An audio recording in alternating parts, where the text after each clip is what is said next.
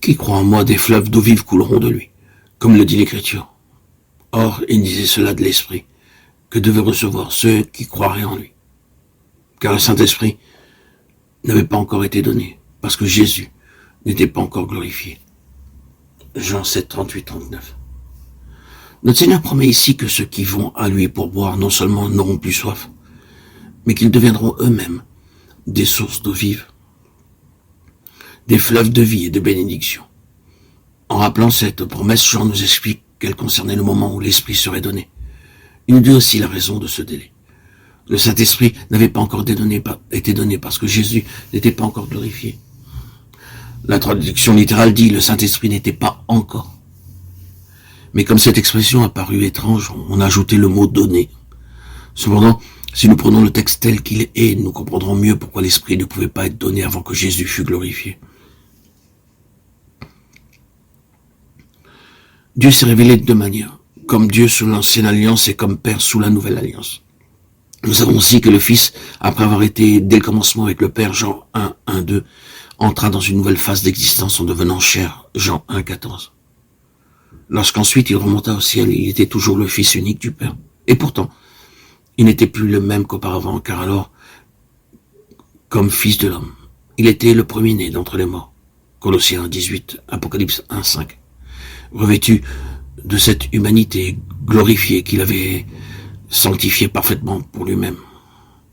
De même, le Saint-Esprit, lors de son effusion le jour de la Pentecôte, était réellement quelque chose de nouveau. Sous l'ancienne alliance, il avait toujours été appelé l'Esprit de Dieu ou l'Esprit de l'Éternel. Il ne portait pas alors le nom de Saint-Esprit, comme un nom lui étant propre. Dans les seuls passages, psaume 51, 13, Ésaïe 3, 10, 11, ou d'après quelques versions, le mot saint se trouve joint à celui d'esprit. Le texte hébreu dit l'esprit de sa sainteté. C'est donc comme l'Esprit de Dieu qu'il est mentionné, non comme troisième personne de la Trinité. Ce n'est que dans le Nouveau Testament que l'Esprit porte le nom de Saint-Esprit. Ce n'est que lorsqu'il vint préparer la voie pour Christ et lui former un corps que ce nom lui fut donné. Luc 1, 15, 35.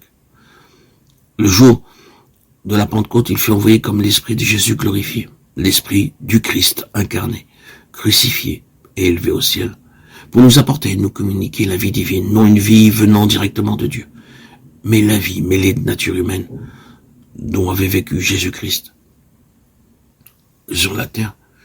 C'est alors qu'il prend le nom de Saint-Esprit, car c'est en habitant en nous que Dieu nous révèle sa sainteté. Il est donc littéralement vrai de dire de l'Esprit qui demeurait en Jésus, homme, et qui devait plus tard demeurer en nous. Le Saint-Esprit n'était pas encore. L'Esprit de Jésus glorifié, du Fils de l'homme devenu Fils de Dieu, ne pouvait pas exister avant que Jésus eût été glorifié. Ceci nous explique en outre pourquoi c'est l'Esprit de Jésus et non directement l'Esprit de Dieu qui pouvait nous être envoyé pour demeurer en nous. Le péché avait interrompu, troublé nos rapports avec Dieu lui-même, avant qu'avec sa loi, autant. Et avec la faveur divine, nous avons perdu la vie divine. Christ est venu non seulement affranchir l'homme de la loi et de la malédiction de la loi, mais ramener la nature humaine à Dieu, rétablir sa communauté avec lui et nous faire participer de la nature divine. 2 Pierre 1, 4.